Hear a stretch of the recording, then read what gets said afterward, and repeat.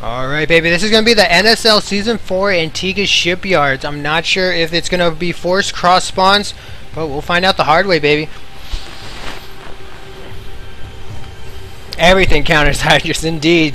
Yeah, when I first saw that question by JWWV, I thought to myself, he said, so do you use Hydras against Terra Protoss? Basically, like, when's a good time for players to use Hydra?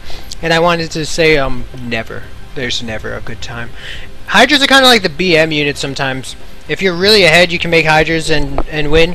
But if you're not, it can, if you're not, it can beat you. I mean, it can lose you games. It's possible. Just because of the standards that, the standards of the game right now really put, I think, Hydras in a bad position. Alright, baby, so welcome everybody. My name is...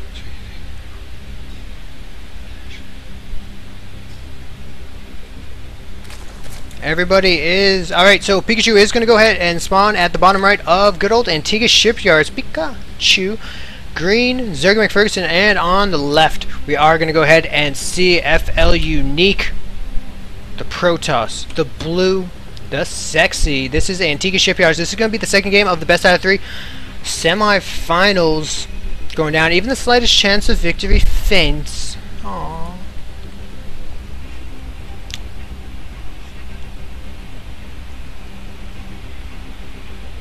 Roach Hydra composition, yeah, is extremely it's pretty common. It's also extremely powerful.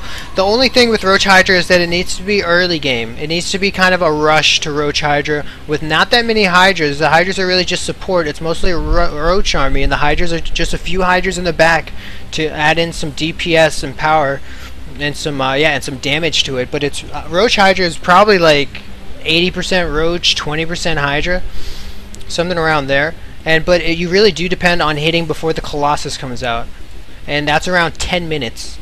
Around 9:30 is when your first Colossus will come out if you are rushing to the Colossus.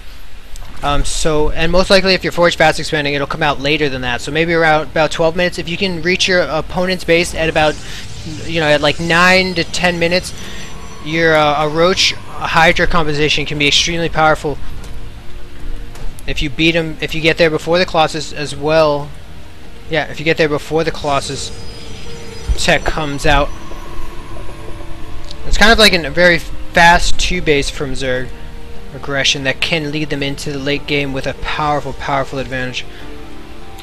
I've definitely seen that happen before.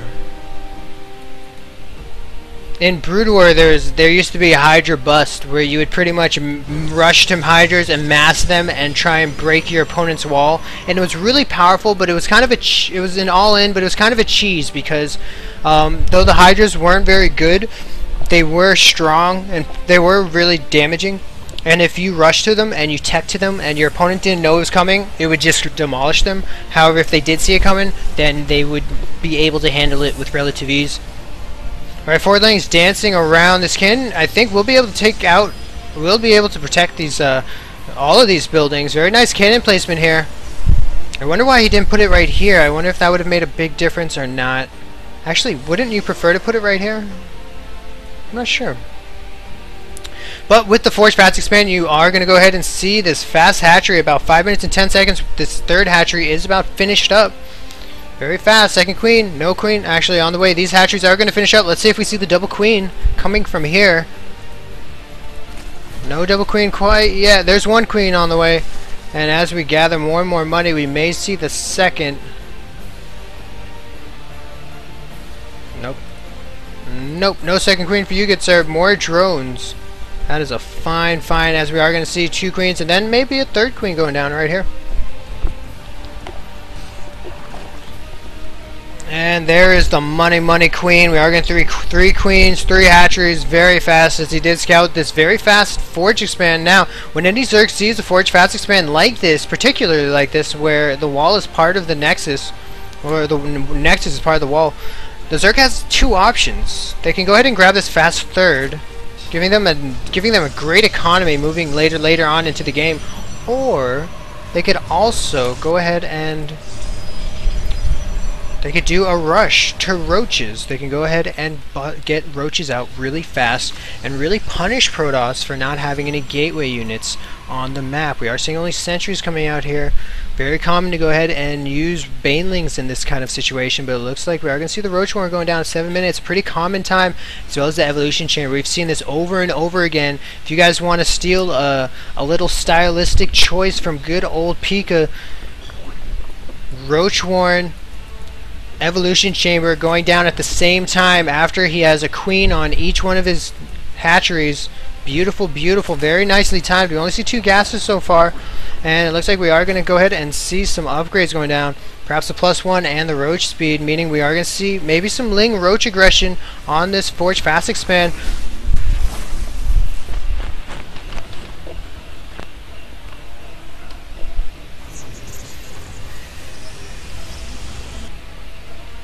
And baby, good old probe. I think this probe is going to go right here, and here we do. Very common proxy location going down right now, as he does want to put this herd on with these 4 gateways. Robotics facility following on up, and this is textbook Protoss style. The +1 looks like it is not actually going to go down, so if this is going to be some harassment, it is going to go ahead and be non-+1. Oh, there is the +1 on its way, and I guess this will time out nicely, as you may want to have that +1 done as your warp gate tech goes down, so you can get the fastest possible harassment on this third. But maybe this is going to be part of a powerful immortal push coming down. Looks like he does want to get this third down. Unique really wants to get into a macro game against Zerg, and right now Pika, I think, is going to be more than comfortable with it, as he was able to get his 3 bases up so fast, the 3 queens up so fast, and now his upgrades are on the way, as we do see the +1 attack, missile attack, as well as the roach speed on the way. Lair has been done for a little bit now. Saturation on 1 base, saturation on 2 base, and saturation is on 3 bases right now. Right now, at 9 minutes and 45 seconds, Zerg is officially done with economy. He doesn't need to build any more drones. All he has to do is build more hatcheries if he wants more larvae, or build more hatcheries if he wants another base, as his main will get mined out eventually. But right now, all the rest of Zerg's larvae at just about 10 minutes is going to go directly into army, and we're going to see the aggression going on to the third as I speak. This wall going down. Looks like Pika wants to do some kind of dual prong attack going down, and we do see some aggression going at the rip as these units are moving, as these other units are moving on over into the third. And I do think Unique is going to be able to deal with this. These stalkers are getting devastated. No force fields quite yet. Might see another one. No, he looks like he wants to. Looks like he does want to engage this head on. Losing a few stalkers, however, I don't think it was a horrible. Trade. Keeping his economy intact, just losing a few stalkers, he can remake that, especially if he gets this up. Now, see, we still see good old Pikachu is in the unit producing phase.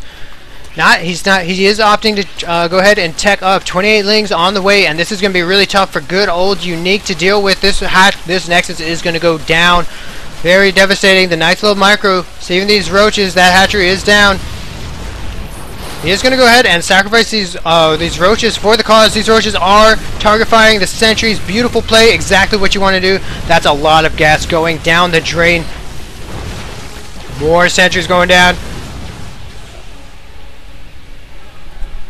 That proxy pylon is also down. He can try and harass this third if he wants to. And here we go, just more and more units. Right now, Pikachu doesn't need to worry about economy. He has 3 bases saturated. All he needs to worry about is getting his 4th hatchery down at a mineral patch at a reasonable amount of time.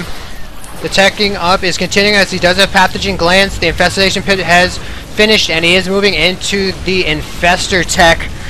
Right now, FLuNIQuE, FLuNIQuE, unfortunately, doesn't have much of an army to... Painful and powerful, as we are seeing this Sling Roach composition just overrunning the Protoss army.